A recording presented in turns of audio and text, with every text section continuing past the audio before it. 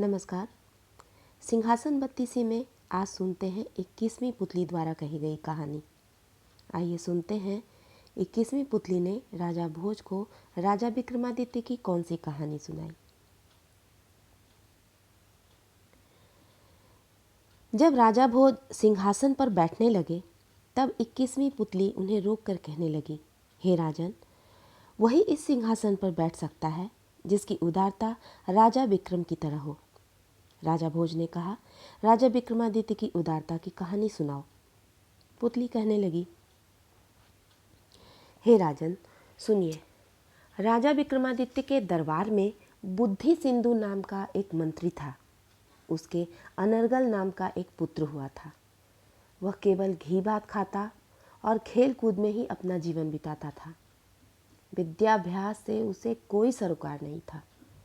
एक दिन पिता ने उससे कहा, हे अनर्गल, तुम मुझसे जन्म लेकर भी बिल्कुल ही अनिपुण हो, विद्याभ्यास भी नहीं करते, हृदय शून्य होकर मूर्ख की भांति जी रहे हो। कहा भी है, पुत्रहीन का घर सूना लगता है, बंधु बांधव के रहित देश भी सूना ही जैसा मालूम होता है। मूर्ख का हृदय भी सूना ही होता है और दरिद्र के लिए तो सब कुछ सूना ही सूना है। उदास होते हुए बुद्धि सिंधु ने आगे कहा कि हे अनर्गल, तुम्हारे जैसे पुत्र से मेरा कोई मतलब नहीं है, क्योंकि जो पुत्र न विद्वान हुआ न धार्मिक, उसके जन्म लेने या न लेने से कोई मतलब नहीं होता। जैसे उस गाय से क्या मतलब जो न बछड़े जनती है न दूध ही देती है, और जिसने जन्म ही नहीं लिया, जो जन्म लेकर मर गया एवं जो जीता रहकर मूर्ख रह गया।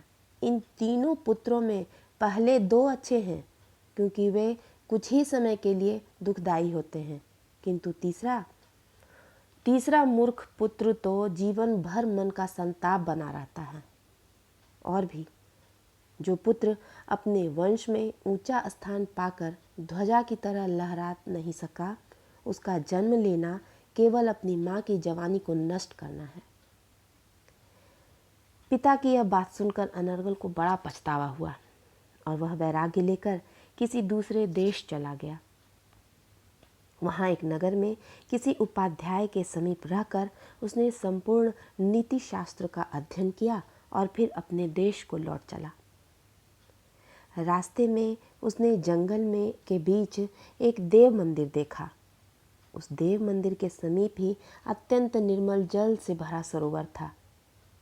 उस सरोवर में कमल खिले हुए थे और चकवा चकई के जोड़े तैर रहे थे।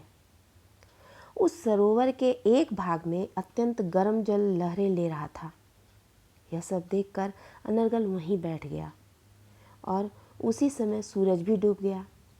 उसके बाद मध्य रात्रि के समय सरोवर के गर्म जल से 8 दिव्य स्त्रियां निकलीं और देव मंदिर में जाकर उन्होंने देवता का अभिषेक आदि करके 16 प्रकारों से पूजा की और नृत्य, गीत आदि ललित कलाओं से देवता को संतुष्ट किया। उसके बाद देवता ने प्रसन्न होकर उन पुजारिनों को प्रसाद दिया। इन सभी बातों को अनर्गल ने भी देखा।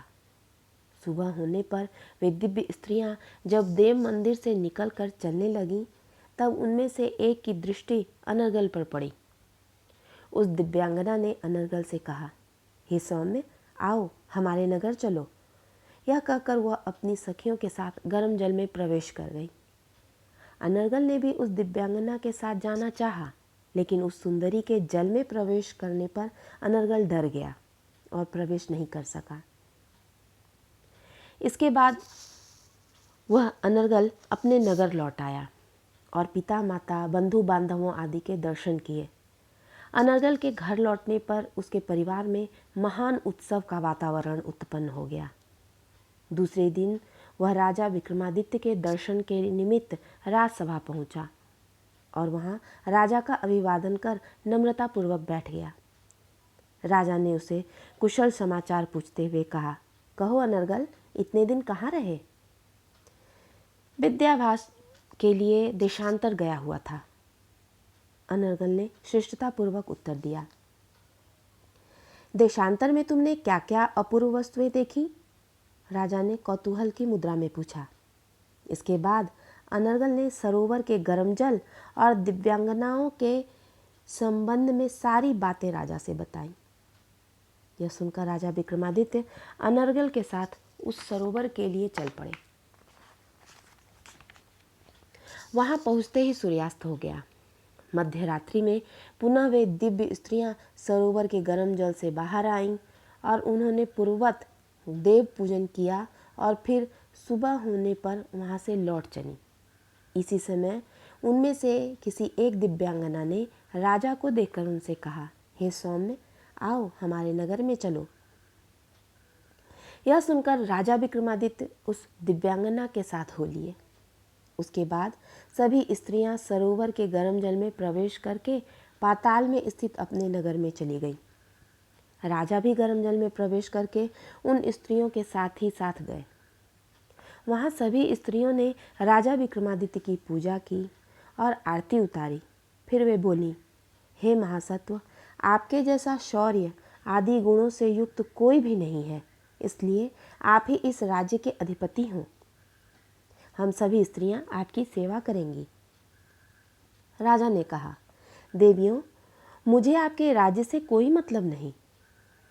मैं यहाँ केवल अपने कौतूहल को शांत करने आया हूँ। यूं तो मेरा अपना भी राज्य है ही। हे महापुरुष, हम सभी आपसे प्रसन्न हैं, वर मांगिए। दिव्य स्त्रियों ने एक साथ कहा। आप सभी कौन हैं? राजा ने अपनी सहज जिज्ञासा प्रकट की। हम 8 महासिद्धियां हैं, उन स्त्रियों ने कहा। तो आप मुझे 8 सिद्धियां देने की कृपा करें, राजा ने कहा। यह सुनकर उन स्त्रियों ने राजा को 8 रत्न दिए।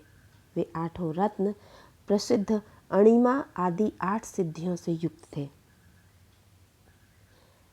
8 सिद्धियां यहाँ पे मैं बता दूं, अणिमा, लघिमा, गरिमा, महिमा, प्राप्ति, प्रकाम्य, ईशित्व और वशित्व सिद्धियों से युक्त थे। उसके बाद राजा विक्रमादित्य उन रत्नों को लेकर ज्यों ही अपने नगर के लिए चले, त्यों ही रास्ते में कोई ब्राह्मण आ पहुंचा और उनसे कहा, जो ब्रह्मा विष्णु के नाभि कमल में निवास करते हैं, वेदों के अधिवक्ता हैं, वह सदा आपकी रक्षा करे। उसके बाद राजा ने पूछा, हे ब्राह्मण, कहाँ से आ रहे हैं? ब्राह्मण ने कहा, मैं चंपापुर का रहने वाला ब्राह्मण हूँ। मेरा परिवार बहुत बड़ा है, किंतु मैं परम दरिद्र हूँ। अपनी पत्नी से फटकार मिलने पर मैं देशांतर चला आया हूँ। हे राजन, लोकोक्ति और नीति में भी यह प्रसिद्ध है कि निर्धन मनुष्य को स्त्री, पुत्र आदि त्याग देते हैं। कहा भी है, जिसके पास धन नहीं है, उससे अच्छी तरह सेवा पाने वाला स्वामी भी उसका आदर नहीं करते। अच्छे बंधु बांधव भी निर्धन का त्याग कर देते हैं। निर्धन के गुण भी निर्धनता के कारण सुशोभित नहीं होते। पुत्र भी उसे छोड़ देता है, उसकी आफतें बढ़ जाती हैं। सत्कुलोत्पन्न पत्नी भी अपने निर्धन पति को प्यार नहीं करती। उसके न्यायपरायण मित्र भी उससे विमुख हो जाते हैं।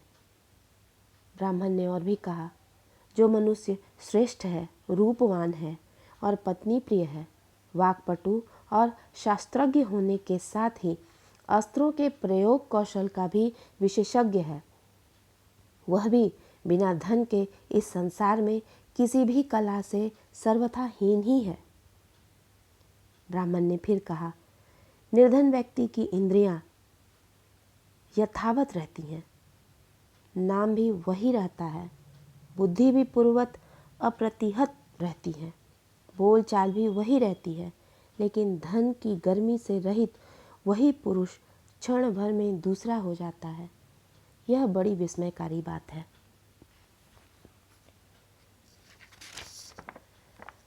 ब्राह्मण अपनी निर्धनता का हृदय विदारक वर्णन करते हुए ये सब बातें राजा विक्रमादित्य से कहा। राजा विक्रमादित्य ब्राह्मण की इस निश्चल बात सुनकर अत्यंत संतुष्ट हो गए और उन्होंने दिव्य स्त्रियों से प्राप्त 8 रत्न उसे दे दिए। ब्राह्मण कृतार्थ भाव से राजा की स्तुति करके अपने नगर चला गया और राजा विक्रमादित्य अपनी राजधानी उज्जैनी लौट आए। यह कहानी सुनाकर पुतली ने राजा भोज से कहा, हे राजन, यदि आप में भी इस प्रकार के धैर्य, शौर्य, औदार्य आदि हैं तो इस सिंहासन पर बैठिए। यह सुनकर राजा भोज चुप रह गए।